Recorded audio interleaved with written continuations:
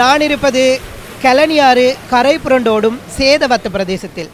இந்த பகுதியிலே அதிகமாக வெள்ள நீரினால் பாதிக்கப்பட்ட மக்கள் இருக்கின்றார்கள். கடந்த 2-3 வாரங்களாக லங்காஸ்ரீ உங்களுடன் இணைந்திருந்தது. இன்றைய தினமும் இந்த மக்களினுடைய கவலைகளை, இவர்களுடைய பிரச்சனைகளை உலகிற்கு எடுத்துக்காட்டும் முகமாக லங்காஸ்ரீ சேதவஸ்த பகுதிக்கு வந்திருக்கின்றது. முக்கியமாக கலனி ஆற்றை அண்மித்த பகுதிகள் தான் அதிகமாக நீரிலே மூழ்கடிக்கப்பட்டிருக்கின்றது. அந்த வகையிலே இன்றைய தினம் காலை வேளையிலிருந்து இந்த பகுதியில் நீர்மட்டம் அதிகரித்திருக்கின்றது. இதற்கான காரணம் நாட்டில் இருக்கக்கூடிய மலை நாடுகளில் இருக்கக்கூடிய நீர்த்தேக்கங்கள் அதிக அளவிலான வான்கதவுகள் திறக்கப்பட்டமையே இதற்கான காரணம்.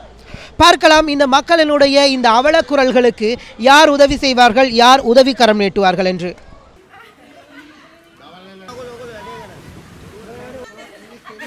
இல்லை 3 நாள் பிரச்சனையாக தான் இருக்குது. இங்கே தண்ணி சாப்பாடெலாம் கொடுக்குறாங்க, ஆனால் ஸ்பெஷலாக எல்லாத்துக்குமே சரியாக கொடுக்குறது பத்தாமல் இருக்குது.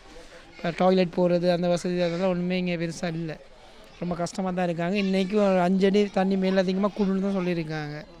அப்போ ரொம்ப பேர் ரொம்ப கஷ்டமாக தான் இருக்காங்க. ஒன்றும் செய்யலாது. இந்த இங்கேருந்து அந்த சைடில் வந்து ஒரு 5 அடிக்கு கீழே 5 அடி 6 அடி மாதிரி இருக்குது தண்ணி. இப்போ ரொம்ப பேர் இங்கேருந்து போகிறதுக்கும் வசதி இல்லை, இருக்கவும் வசதி இல்லை. பிள்ளைங்களோட கஷ்டமாக இருக்காங்க.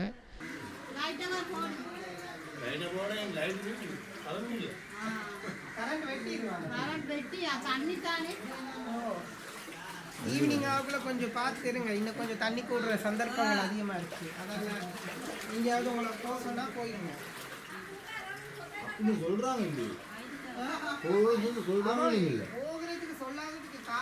நாட்டில் ஏற்படக்கூடிய இவ்வாறான இயற்கை அனர்த்தங்களின் போது ஒற்றுமை முக்கியம். இந்த சேதவத்த பகுதியில் இருக்கக்கூடிய இந்த குடியிருப்பில் இருக்கக்கூடிய மக்கள் ஒற்றுமையாக இந்த அனர்த்தத்திற்கு முகம் கொடுத்திருக்கின்றார்கள். இவர்களுக்கான சமைத்த உணவுப் பொருட்கள் கிடைக்கப்பட்டிருக்கின்றது, இவர்களுக்கான மற்றைய சலுகைகள் கிடைக்கப்பட்டிருக்கின்றன. இருப்பினும் குறையாக இருப்பது இவர்களுடைய நோய்களுக்கான நிவாரண மருந்து பொருட்கள் மாத்திரமே.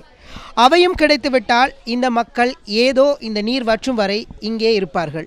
இதெல்லாம் இப்போ சாப்பாடு இவங்க தான் அரேஞ்ச் பண்ணி கொடுக்குறாங்க. இன்னும் வேறு ஆக்களும் வந்து கொடுத்தாங்க. ஆனால் எல்லாத்துக்கும் போதிய அளவு உணவு இல்லை. ஒரு டீ, ஒரு மெடிசின், ஒரு இப்போ ஃபீவர், ஒரு கால், ஒரு மெடிசின் அதெல்லாம் ஒன்றுமே இல்லை. இன்னும் என்ன செய்யறது, ரவைக்கு என்ன நிலைமைன்னு சொல்கிறதுக்கு இல்லை.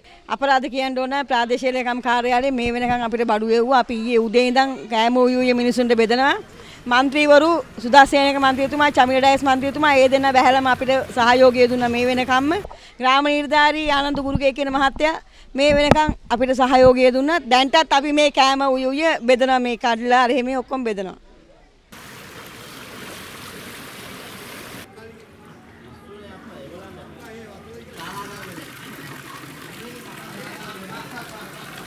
සබාදහමෙන් අපිට දඬුවම් දුන්නා. ඉතින් අපි විඳිනවා, ඒක ඇත්ත. ඒ වුණා ඉතින් ඒගොල්ලන් අර පොදු සේවය හරියට කරා නම් පුද්ගලික සේවය නෙමෙයි. මං කියන්නේ බත් පැකට් එක දෙන එක සාධාරණයක් නෙමෙයි. පොදු සේවය, වතුර ජල බැහිම් මේවා ඉතින් ඔය ඉන්ජිනියර්ස්ලා එමෙ ඉන්නවනේ ඒගොල්ලන්ට අදාළ. ඒගොල්ලන් මාලිගාවල අපි වතුරේ.